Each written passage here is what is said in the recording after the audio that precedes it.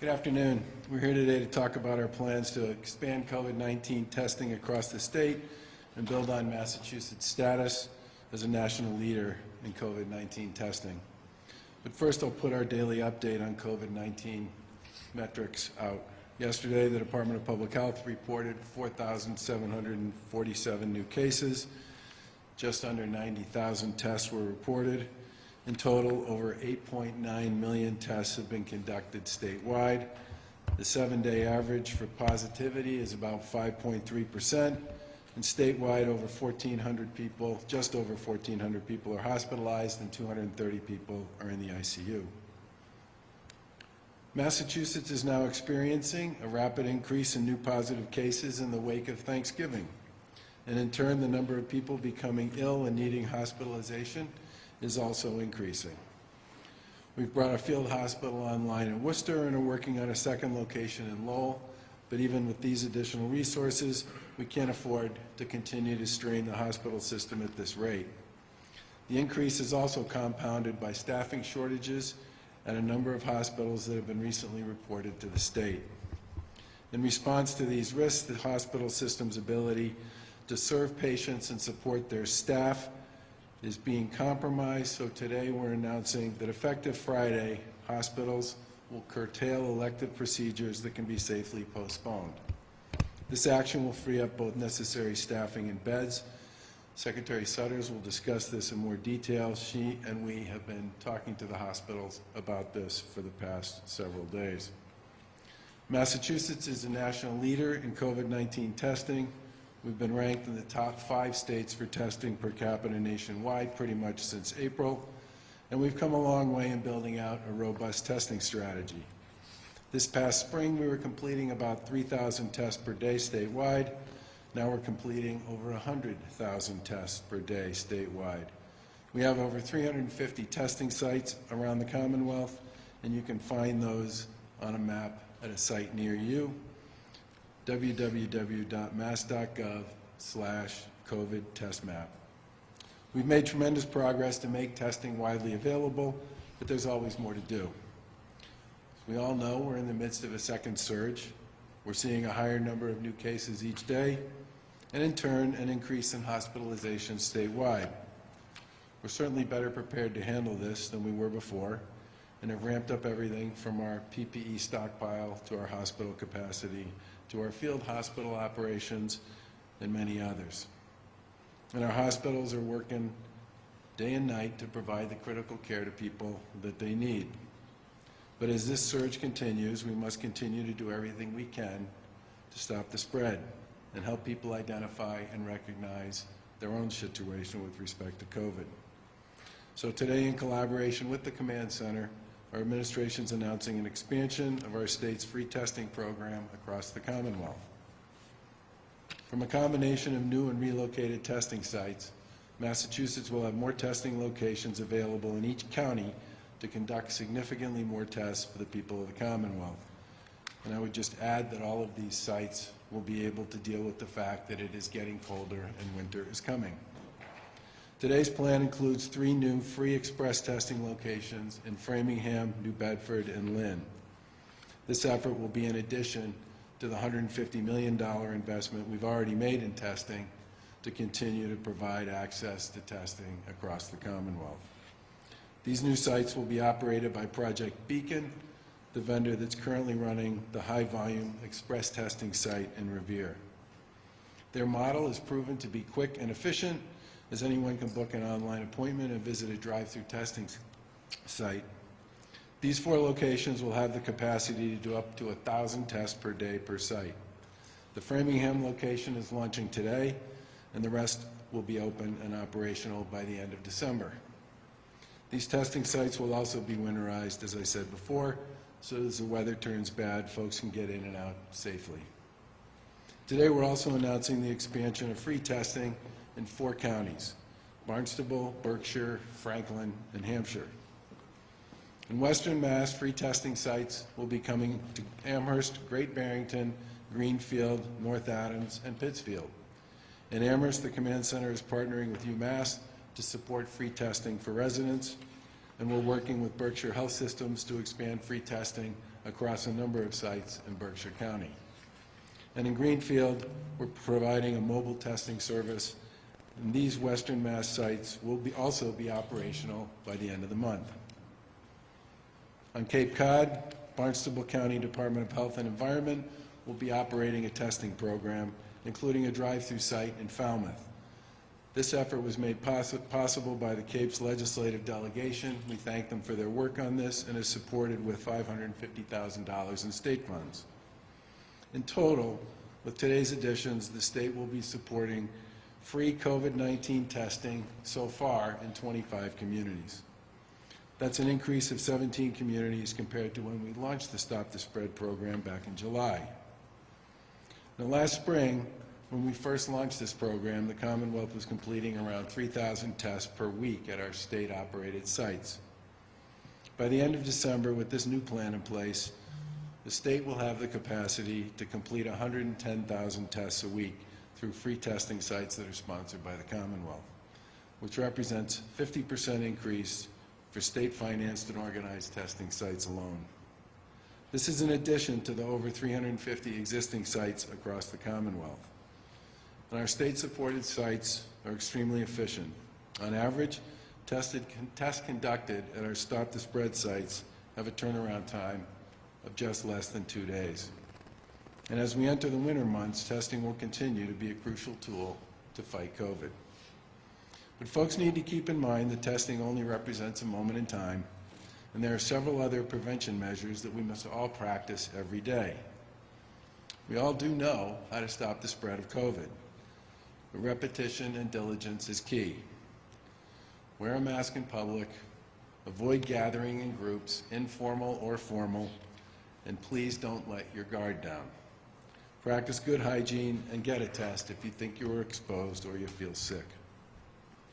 It's critical that we all keep working this so that we can keep our schools and our economy functioning. And as I've said before, the public health experts are constantly evaluating public health data, and every option is on the table if infections and hospitalizations continue to climb. We're in the holiday season, and I know folks for the most part are tired of dealing with all this, but the disease is highly contagious and will continue to be dangerous for quite some time. Please continue to make smart choices and abide by the state guidelines. Just want to quote Eric Dixon, who spoke at our opening of the DCU Field Hospital site last week, when he said two things. The first thing he said was that most people, most of the time, are doing the right thing. But what we really need in Massachusetts is for all people to do the right thing all of the time. And he then said, it's particularly important to the folks in our healthcare community who carry the brunt and the burden of taking care of so many people when they get sick. They are the ones who day in and day out we all rely on to make up for the fact that every single day there are people for whom this virus is hospitalizable and potentially deadly. And for them, and he commented and he said that when those folks see people out and about in gatherings and groups without wearing masks, it is profoundly depressing for them. Because they know that if people all the time, all the people, played by the rules and did the things that have been advised, it would be the best and most important way we can all win this fight. We're obviously waiting approval at this point in time from the feds with respect to vaccines. Once this happens, Massachusetts will be prepared to start distributing available first doses. And the feds have informed us that we should expect to receive 300,000 first doses by the end of December. Those doses will be prioritized to frontline healthcare workers first, and then to long-term care facilities. We have a comprehensive plan to distribute the vaccine in a safe and effective manner, and we'll plan to share more details with you on this on Wednesday, so that every resident will have access to more information on how this process will work. But even with vaccines coming to Massachusetts and other places around the country, we still have a long way to go, and I have to urge people once again to do their part. For weeks before the Thanksgiving holiday, we stood here, and so many other folks in the public policy, government, public health, and healthcare community stood at other places and said to people that it was critically important that they understand and recognize that Thanksgiving, an informal gathering among people we all know, is by far and away the most significant opportunity for spread. And we urge people to spend the holiday only with those with whom they lived, so that they would not be involved in potential opportunities to spread the virus. And if you track our own data, after some of the new regulations we put in place in the early part of November went into effect, you could actually see our positive test rates stop growing, day over day for about 10 days, and then about 5 to 7 days, which is the typical incubation period after Thanksgiving, they took off like a rocket.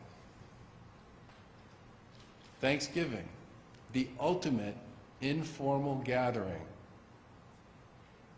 among people who are informal with each other, but who don't necessarily live with each other. Here, and in many other places, has been exactly the kind of event that people said it would be. I urge everybody to take the lesson from that and to understand and to recognize that if you're going to be with people you don't live with, and if you're going to be in situations and environments where masks are not already required, you need to put on a mask and keep your distance. And if possible, just simply avoid those types of circumstances and situations altogether, because they are exactly what drives a big piece of this spread. With that, I'll turn it over to Secretary Sudders.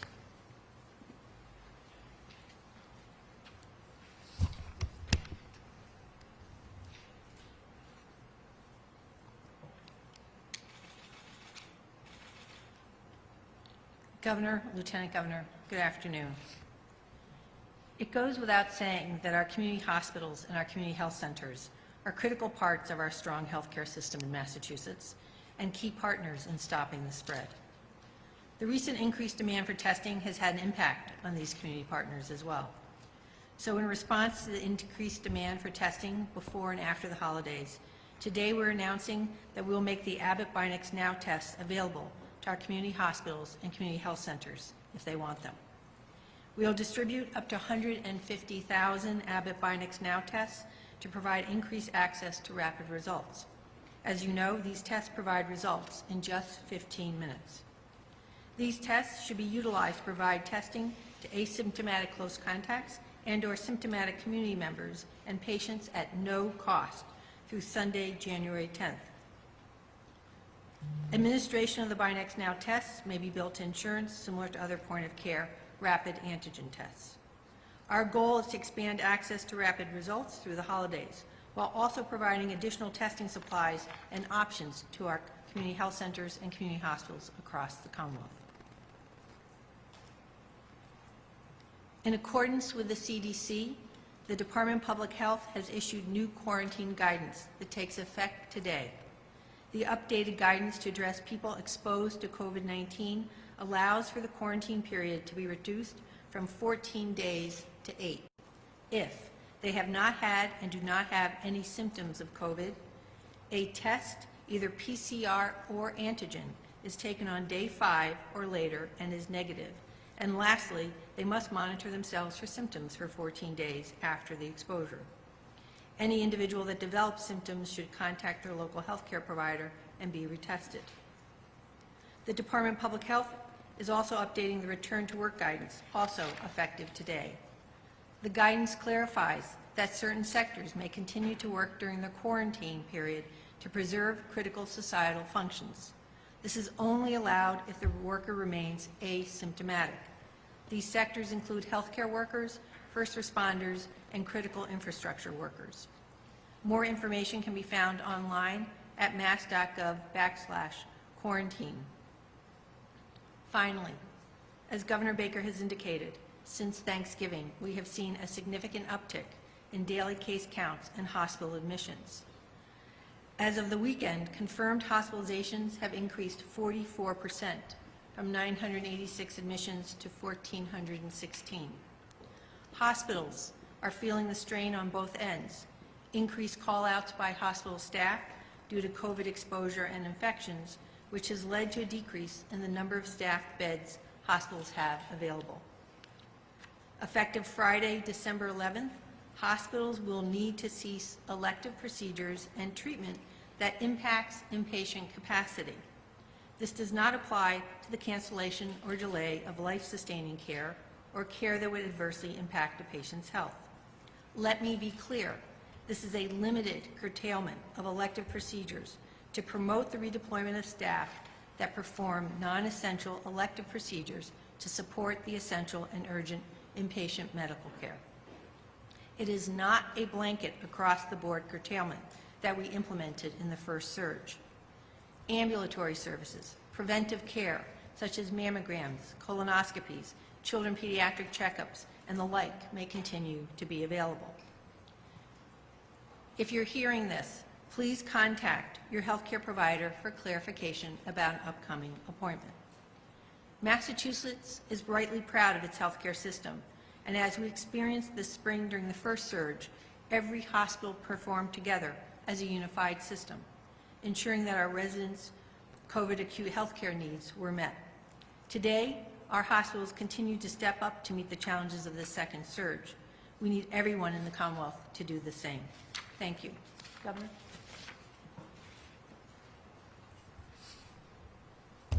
Questions? More doctors and mayors say restrictions are needed on a statewide level and not patchwork of community to community. Now that you're curtailing elective procedures, why not impose restrictions on a statewide level?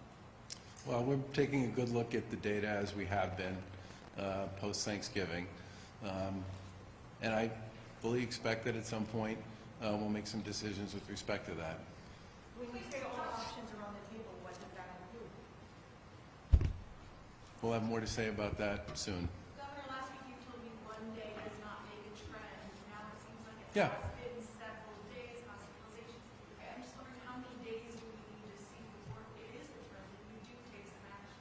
Well, as I said, we were going to take a look at the data. We always take a look at the data every day, and we talk to our colleagues in the healthcare community, in the long-term care community, in the business community. We talk to the ABCC, we talk to the folks in local government, we talk to the local boards of health. I mean, between those groups, we talk to all of them pretty much every week about where we are, where we stand, and how we're doing. And we continue to look at the data that's generated by the Contact Tracing Collaborative as well to determine sites and places and circumstances and situations in which there are clusters and spread, some of which we presented when we had particular incidences that we thought we should share with the public. And based on those conversations, we've taken a good hard look at the data since Thanksgiving, and we'll have more to say about that soon. Inpatient and outpatient elective procedures, how Do you want to speak to this? Not outpatient, but I'll let the secretary speak to that. As I said, unlike the spring where we stopped everything, we are curtailing inpatient elective treatments and procedures that impact inpatient capacity. So staff and inpatient capacity. So ambulatory outpatient surgeries could continue.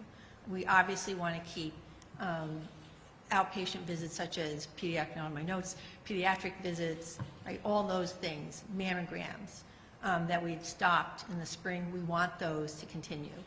So if you think about when we first started to reopen the Commonwealth in May, the things that we opened in May in healthcare are the kinds of things we are continuing to keep open. So again, what we are closing or ceasing as of Friday are inpatient elective surgeries, procedures, and the like that impact the staffing and beds inpatient, not outpatient at this time. Governor, I know you're going to have more on Wednesday, but in general, what is shaping up to be the biggest challenge on the distribution? Just in general, what are you foreseeing some of the I mean, I would rather speak to the vaccine issue on Wednesday in its totality. We're also going to bring with us some of the folks that have been working on this issue, who have been really sort of consumed by it for the better part of the past couple of months, so that we can answer sort of the full range of questions you all may have and others might have. But do you think it will go smoothly? I mean, the way that you have all the resources you need to make it go smoothly at this point? Well, I guess I'd say two things about that. The first is, you should remember that Massachusetts does every year deliver a very significant number of vaccines. Okay, there is an infrastructure and process that in place that understands how to do this. In this particular situation, there are some things that are unique to this particular vaccine. The first of which is that it's 2 doses. Okay, so you got to deliver the first dose, create a schedule for delivering the second dose, make sure people come back and get the second one. And we are working under a variety of guidelines and recommendations with respect to how to tier the delivery of that vaccine to make sure you maximize the preservation of life and the support for the healthcare system. So again, I would rather have the folks who have really been working with this speak to you in more detail on Wednesday. Yeah.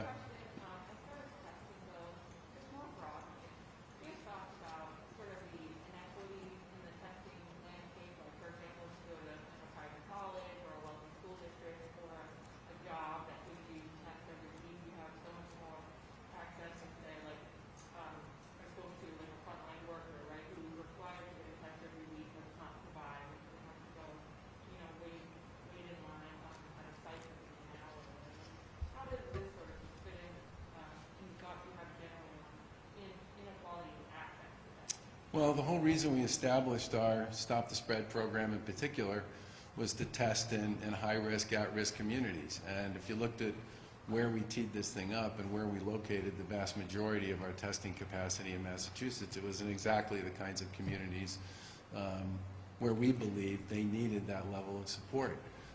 This obviously is a statewide program.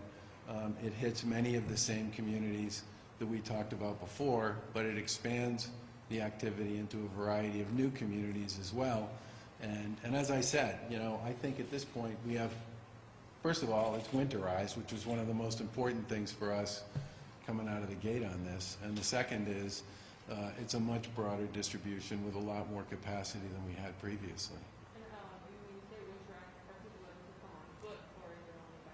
I'm sorry, say that again?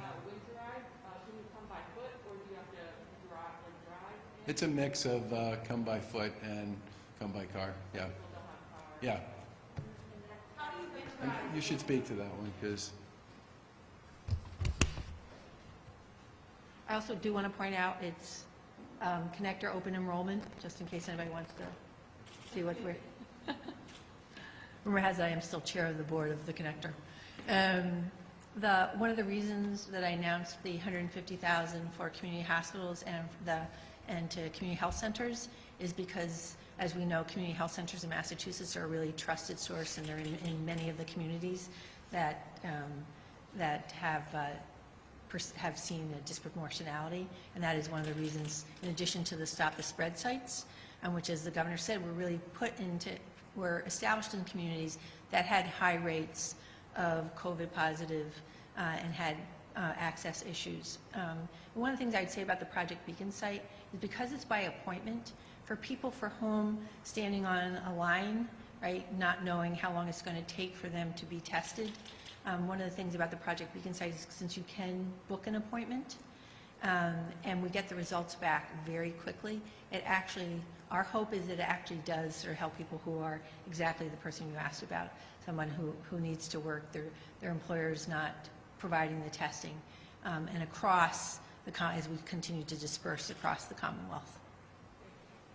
Governor, I'm wondering on the vaccine, are you planning to do any kind of education campaign with the rollout? Because it's carrying over a lot of people who are skeptical, and even people who have contact with patients in the healthcare world. There hasn't been enough information, education about it. yeah, there will be a pretty aggressive effort to communicate a public information campaign associated with this. It will probably involve people who are both inside the healthcare community, but also others. If you look at the the group that was part of the Massachusetts Advisory Board, it's got healthcare people, but it's also got leaders in the faith community, it's got community health people, it's got folks from the education community. I mean, there's a lot of different voices and elements of the Commonwealth represented there, and those folks have been pretty steeped in this stuff for the past couple of months, and are really exactly the kinds of spokespeople you would want to be speaking to the importance of this. Is the state any closer to launching the contact tracing app, the cell phone-based contact tracing? I know Lewis and the gang are talking about this. I don't know where they are. Can we, I think we're probably going to be in front of you 5 times this week, so can I come back on another day and speak to that? I know, yeah. Any progress on the bid? Last week there was an outbreak tied to a social Yeah. South Shore. Are you seeing more outbreaks at these social clubs? They're subject to the same guidelines and restrictions for others. Stay tuned. Are there any progress on the bids of the pilot projects involving possible third-party app pilots or communities that would be good test communities for that? I'm going to let my buddy, the secretary, speak to that. So the procurement is under review right now. So I don't have a date for when the recommendation will be made, but it's, the bids are in and they're under review. Is there any, I don't know if there's any trend toward it more likely being a college community that would be the test subjects essentially, or a local community that has? Yeah, I can't answer that at this time. Governor, you sounded pretty frustrated when you talked about Thanksgiving, and you've been up there for weeks and weeks and weeks, and now, you know, we have another big holiday coming up, and, you know, what do you feel like you can say to people at this point if your guard is down? So, I talked to several mayors over the weekend who are frustrated with me and frustrated generally, okay? But to a person, they all said that they see in their communities all the time people engaging in risky activity that we have all been talking about as the sort of thing that you should seek to avoid. All of them. They all acknowledge, some of them even talk about their own neighbors who have gatherings that are informal, that don't involve people who either live together or spend a lot of time together, where people don't wear masks, they're indoors, and they spend a lot of time together. And we've been saying for months that this is, based on our data, one of the primary ways in which the virus spreads. And we talked a lot about why Thanksgiving was particularly worrisome. Not because people shouldn't be able to spend time with their families, but because this particular year, given the issues associated with transmission and the fact that almost every part of the U.S. has community transmission of some level, and the fact that this virus in many cases remains either low symptom or asymptomatic for many of the people who get it, even though they are contagious, that this would be a good year for people to just stick close to home. And I guess what I would say is we now have a hospital community that's really struggling. Now, our hospital community is one of the most muscular in the country and one of the most creative and imaginative, and I have no doubt that we will work with them to make sure that all the people that need to be cared for get cared for. But it's also frustrating and depressing for many of the folks who work in that community to see people doing some of the same stuff the mayors were talking to me about. Because they're aware of the fact that that's exactly the sort of behavior that spreads the virus. And no one ever wants to be lectured to, and I get that. But there is a legitimate cause and effect thing going on here. And as Eric Dixon said last week, and I thought it was perfect, most people in Massachusetts most of the time do the right thing, and God bless them. Because I think a big part of the fact that our trend looks a lot different this time of year than it did last spring has a lot to do with that. But now that everybody's inside, and you can't be outside as much as you used to be, it's critically important for people to up their game. And as we head into this holiday season, even more so. And I've also talked before about the fact that, you know, my wife and my circle of friends has gotten very small over the course of the past 10 months. There are lots of people we haven't seen in like forever. And I've talked about the fact that I used to have a meal with my dad every single week. And I haven't had a meal with my dad since February. I don't like that. But those are the rules in this game that we all need to play by. To keep ourselves and others safe. Governor, can't broad restrictions cause people to play by those rules, take it more seriously? Non-targeted broad restrictions that will make people second guess their informal social gathering, to kind of get that mentality across that you're trying to accomplish. Aren't broad restrictions effective in that way? Well, that was the reason why we put the stay-at-home advisory in from 10 to 5, and we put the limit on private gatherings at 10. And we actually did see our trend flatten out as a result of that until Thanksgiving. So in that particular case, it had, and Mayor Walsh talked about this at one of his own press avails right before Thanksgiving and said, it's pretty good. We've actually seen some positive trends on our own numbers. So in that particular case, it did have some impact on behavior. And the key question here for us is, what kinds of things can we do that we actually believe will change the way people think about how they behave? And that's what we plan to speak about later. In New York, Governor Cuomo announced today that he was putting in a trigger if hospital capacity to reach a certain point in the city or in certain regions of the state, it would eliminate or curtail indoor dining. I know a lot of people I've talked to have trouble understanding that if Thanksgiving was such a risk, sitting down at a dinner table with a group of people, why indoor dining is a safe activity. Is that something that you're looking at, something we can expect to hear more about? So when people sit down around a table at Thanksgiving with 10 or 20 people, they all face each other. They mingle. They're there for usually for a long period of time, and they never wear a mask. And for the most part, they are also not people who spend a lot of time with each other, generally, which is a really different situation and circumstance than families, couples, people who live together, wearing masks everywhere except when they're at a table in a restaurant and dining there. There are no rules around what people do in their own home. How many people are around a table, how long they sit there, whether or not they share food, whether or not they share drink. There are no rules. There are rules in restaurants.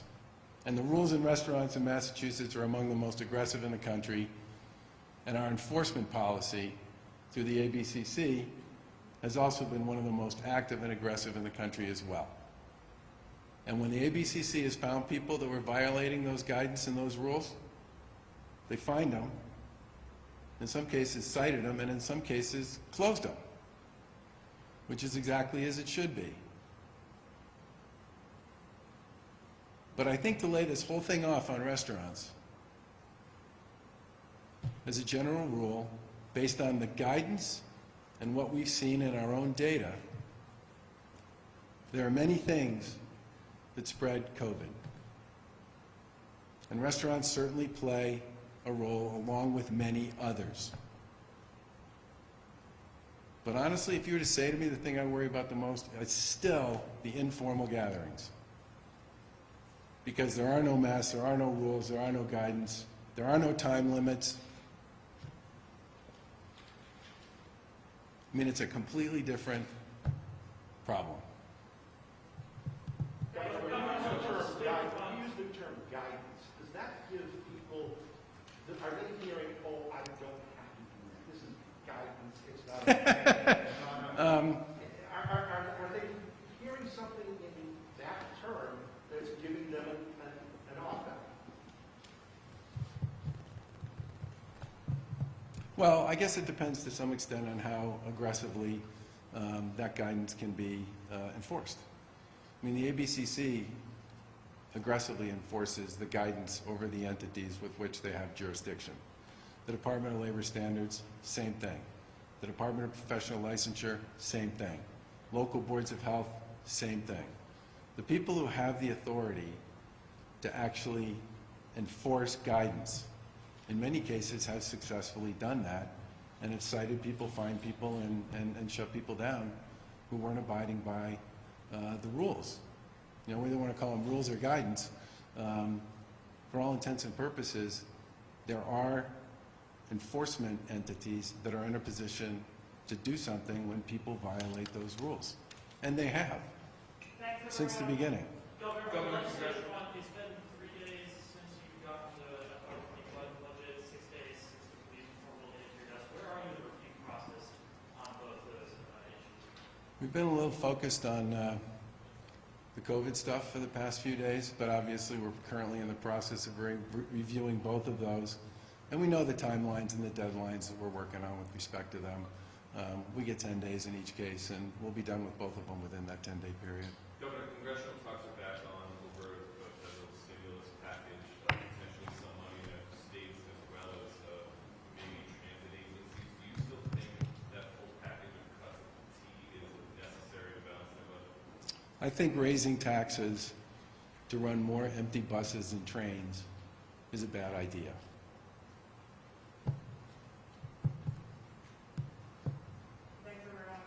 Okay, folks. Wait, I'm sorry. You're asking me to answer a hypothetical. You're asking me to answer a hypothetical. And until I have more than a hypothetical. T is postponing their decisions today on those service cuts. Some of them, yeah. Compact is asking, are you reconsidering the necessity of making those cuts? I think running empty trains and buses, as a general rule, is bad public policy. I think making sure that you have a system that actually serves the people who want to ride it, when they want to ride it, and the way they want to ride it, is the right way to go. And I think the fact that the T is using this as an opportunity to continue to make billion-dollar investments in their core system, to modernize it and improve it, so that when we get past all this, we have a much better infrastructure on which the system can run than the one we have now, as their primary focus, is exactly the right thing to do. And I also think the decision to say that we just can't run empty trains and empty buses over and over and over again is a perfectly appropriate response. The key question here is what happens when people start to come back. And I think the way the T's planning to do this so that they will be able to reinstate service pretty easily and pretty quickly if and when riders come back is exactly the right way to be approaching this.